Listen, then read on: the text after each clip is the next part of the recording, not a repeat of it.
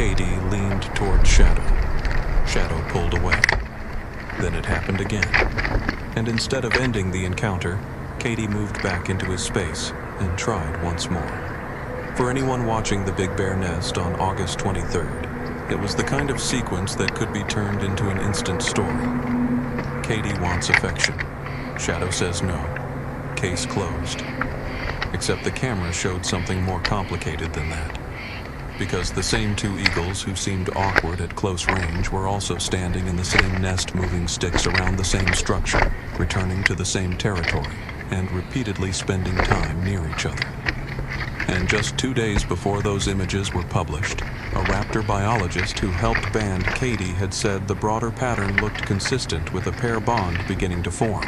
So what exactly were we watching when Shadow created distance from Kaydee? Was it rejection? Was it simply a boundary in one moment? Or was the most important clue not that Shadow moved away, but that the interaction kept continuing afterward? To answer that, we have to resist the easiest interpretation and look at the sequence the way a field observer would, one behavior at a time, then the pattern around it. The latest published images from August 23 give us the first piece. USA Today released a photo sequence made from Friends of Big Bear Valley footage. Kaydee and Shadow were together in the nest. Kaydee handled a large stick while Shadow watched. Another image showed both eagles moving sticks in the nest. Then the tone shifted.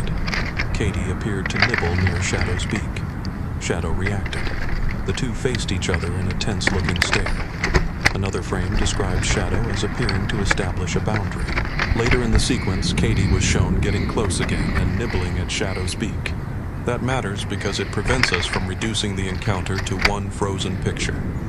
If we only saw the first contact, we might call it affection. If we only saw Shadow's reaction, we might call it rejection. But when both appear in the same sequence, the story becomes less comfortable and much more interesting.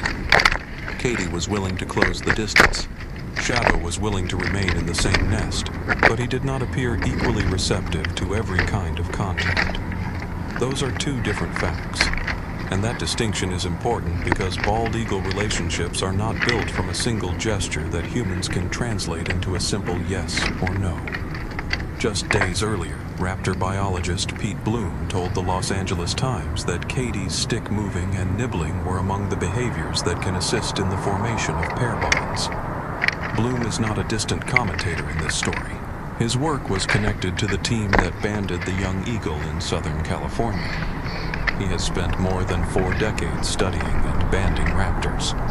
His assessment was notably stronger than the cautious language Friends of Big Bear Valley had been using. FOBBV had repeatedly reminded viewers that the relationship was not settled. On August 13th, after Shadow and the banded eagle appeared together at the nest, the organization asked whether a new bond might be forming and immediately answered with uncertainty it could be or it might not be. Their position was to observe what happened as the year moved toward the breeding season. Bloom, speaking later, saw enough in the accumulating behavior to say that the two currently seemed to be forming a pair bond, and that it was highly likely they would be a pair when nesting begins roughly around December. Then came August 23, and suddenly a neat romantic storyline became messy again. Kaydee approached. Shadow reacted. Space opened between them. That does not cancel Bloom's interpretation, but it does give us exactly the kind of complication that makes the next phase worth watching. The reason is simple: a developing association does not require every interaction to look smooth. Think about what the cameras had already documented before this nest encounter. Friends of Big Bear Valley first recorded the banded subadult in the habitat on August 6th.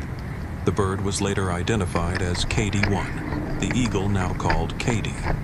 She had hatched in Southern California in March 2022 and was about 4.5 years old. No DNA sex test had been performed when she was banded. FOBBV initially said it could not confirm her sex, although her larger size compared with Shadow led the group to lean female. On August 10th, Kaydee made her first observed visit to the nest.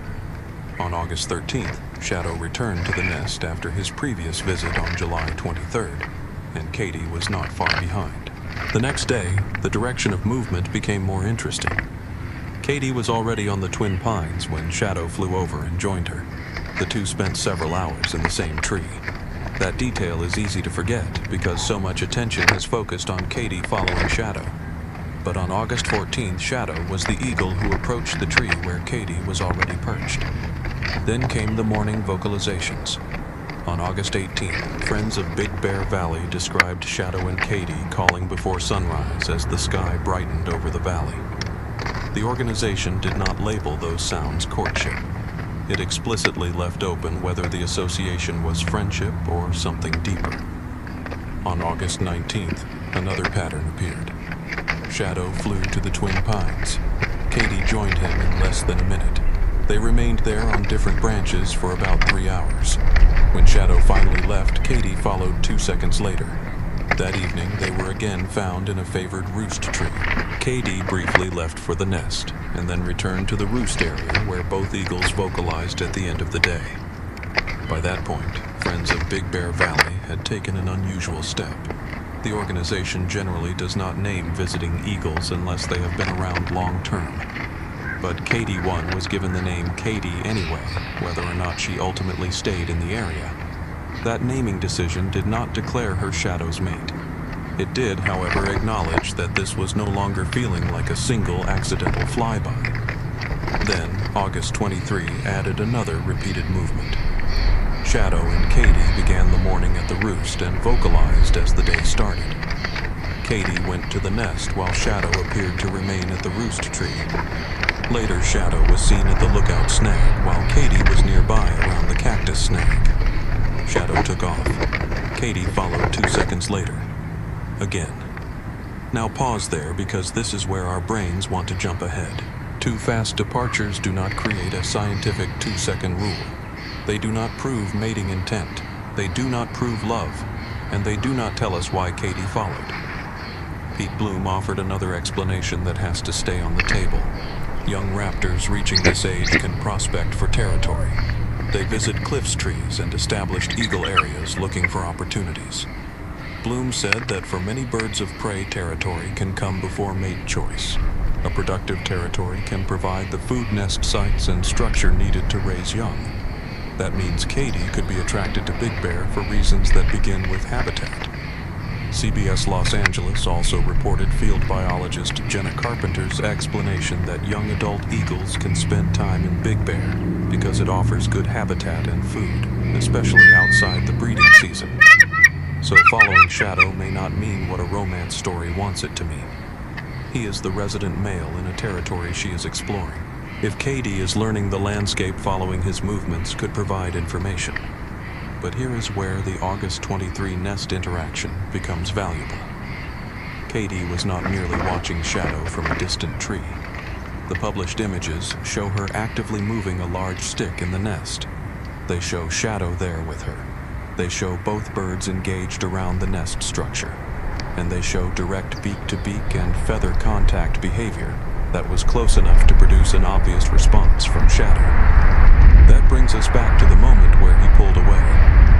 If Shadow truly wanted no proximity at all, the rest of the pattern becomes difficult to explain as simple avoidance. He has shared trees with Kaydee for hours. He has occupied the same roost area. He has vocalized while she was nearby. He has entered the same nest. He has remained while she moved sticks. And on August 14th, he was the one who flew into the tree where she was already perched. None of those facts means he welcomes every approach. That may be the key. There is a difference between tolerating or choosing proximity and accepting every physical interaction. The camera may be showing those two things separating in real time, and this is where we should be especially careful with human language. A bald eagle pulling away from contact is not a boyfriend rejecting a kiss. A young eagle returning to close contact is not someone refusing to take a hint. Those phrases may make a thumbnail dramatic, but they cannot become the scientific conclusion. What we can say is narrower, and in some ways more fascinating. Kaydee repeatedly initiated close contact. Shadow visibly responded by creating distance during at least part of the sequence. Yet the broader association did not end. That is the first payoff. The awkward moment did not erase the pattern, but the pattern also does not erase the awkward moment. Both belong in the story. And now there is a second question. Why might that mismatch exist? Timing could matter. Late August is not the same as the period when stronger courtship and nesting behavior would be expected. Friends of Big Bear Valley has consistently urged viewers to wait for later fall and winter before drawing firm conclusions. U.S. Fish and Wildlife Service guidance describes bald eagle courtship and nest building as part of the breeding cycle, and federal materials note that courtship generally intensifies ahead of egg laying. Kaydee is also young. At about 4.5 years old, she is near the age when bald eagles reach full adult plumage. Federal wildlife guidance places that transition generally around 4 to 5 years. Age does not tell us exactly what she intends, and being near maturity does not guarantee breeding. But it does place her at a biologically interesting threshold. Bloom described birds around this age as entering the business of prospecting. So Kaydee may be doing several things at once: learning a territory, testing access to important sites, spending time near a resident eagle, and performing behaviors that an expert recognizes as potentially contributing to pair formation. Shadow, meanwhile, is not entering the story from the same position. He is the established resident. He has years of experience at this nest, and only weeks ago his longtime mate Jackie was still part of that territory. Jackie died after more than 3 weeks of intensive veterinary care at the Ojai Raptor Center. Her loss was not a narrative device. It was a real wildlife loss after a documented medical crisis involving severe anemia and other serious abnormalities. For viewers who watched Jackie and Shadow for years, seeing another eagle touch the same sticks can feel almost too fast. But the eagles do not operate on the timetable of human grief. Federal wildlife materials note that when a bald eagle loses or no longer has a mate, it can accept a new partner. That does not tell us when Shadow will do so or whether Kaydee will be that partner. It only tells us that a new association after loss would not be biologically unusual. And that makes Shadow's boundaries on August 23 more important, not less. If everything had looked instantly harmonious, we might be tempted to declare the story finished. Instead, the nest cam gave us friction, a close approach, a retreat, another approach, a stare, then continued shared space. That is not a conclusion. It is a process. The midpoint reveal is that Shadow's most informative behavior may not be the moment he pulled away. It may be what he did not do next. He did not turn the entire encounter into a sustained chase out of the territory in the published sequence. He did not make Kaydee disappear from the Big Bear story. The two remained part of the same nest event, and the same day added images of shared stick work. That contrast matters. Aggression, tolerance, avoidance, and affiliation are not simple switches. Context changes from moment to moment. A bird can tolerate another eagle in a territory yet object to a particular approach.